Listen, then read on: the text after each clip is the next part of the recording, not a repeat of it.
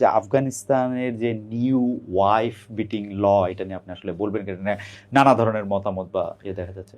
আফগানিস্তানের ব্যাপারে আমি নিজে আমার যথেষ্ট অ্যানালাইসিস আছে। আমি মৌলিক একটা কথা বলে দিই, আফগানিস্তানে তারা যেই মানে প্রসেসিংটা ফলো করছে সেটা হলো কোরআন সুন্নাহকে শতভাগ তারা অনুসরণ করছে।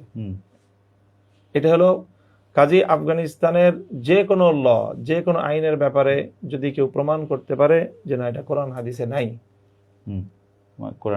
মানে ইসলামী শরিয়ার কোরআনে স্ত্রীকে, আমি কথাটা বলি, আমি মৌলিক কথাটা বলতেছি, কোরআন সুন্নাহ বিরোধী কোনো আইন তারা করেছে, এটা যদি সাব্যস্ত হয় তখন এটা অভিযোগ করা যাবে যে হ্যাঁ তারা একটা অন্যায় কাজ করেছে। ঠিক কথা বলেছেন। আমি কথাটা শেষ করি। জি, আপনি ঠিক। এখানে যেটা হচ্ছে সেটা হলো এই যে দেখেন, আমি বলি একটু, না আমাকে এই কথাটা বলতে দিতে হবে। জি, এটা আপনি বলেন। সেটা হলো যে একটা দৃষ্টান্ত দেই, মানে এটার রিপ্রেজেন্টেশনটা কিভাবে হয়।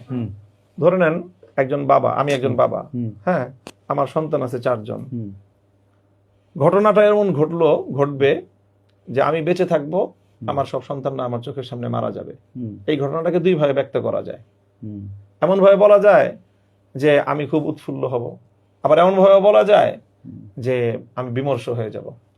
যদি বলা হয় ভাবে যে আপনার চোখের সামনে আপনার সব সন্তানগুলি মরে যাবে, জিনিসটা খুব খারাপ যাবে, আমার জন্য খুবই বেদনাদায়ক হবে। আবার যদি এভাবে বলা যায় যে আপনি অনেক দীর্ঘ হায়াত পাবেন, আপনার সকল সন্তানের পরেও আপনি বেঁচে থাকবেন।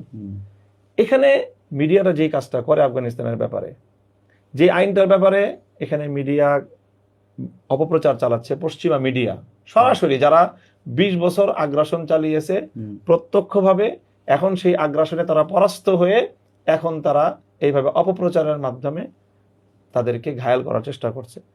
এখানে তারা যেই ধরনের আইন করেছে সেটা হলো, যদি কেউ তার স্ত্রীকে প্রহার করে যদি এই ক্ষতিটুকু করে ফেলে যে অর্থাৎ তার শরীরে কোনো স্পট হয়ে গেল, সে জখম হয়ে গেল, স্ত্রী জখম হওয়ার কয়েকটা দৃষ্টান্ত এনেছে। যেমন জখম হয়ে যাওয়ার এক অর্থ হলো যে তার শরীরে একটা স্পট পড়ে গেল, অথবা তার কোনো হাড় ভেঙে গেল। অনেক সময় এমন আঘাত হয় যে শরীরে কোনো স্পট পড়ে নাই কিন্তু হাড় ভেঙে গেছে।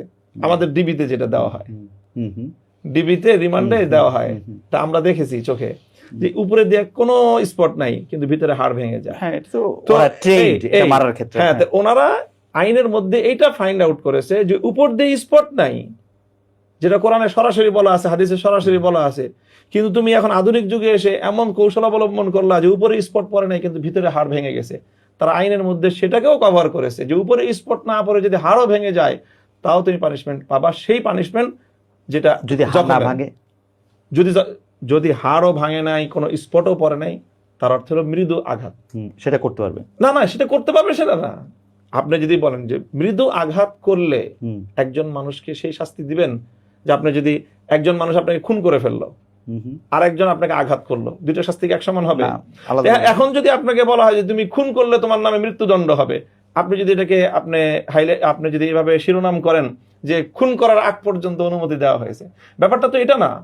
সেখানে তারা দণ্ডবিধি করেছে, দণ্ডবিধির মধ্যে অপরাধের মাত্রা শনাক্ত করা হবে না। তো এই দণ্ডের জন্য অপরাধের মাত্রা তো এই দণ্ডের জন্য অপরাধের মাত্রা ঠিক করার অর্থ তো আর এটা না যে তার আগ পর্যন্ত অপরাধকে বৈধ দেওয়া হচ্ছে। এটা চরম ভাবে পশ্চিমা মিডিয়ার ভয়ঙ্কর রকমের একটা আমি যদি একটু পরিষ্কার বলি,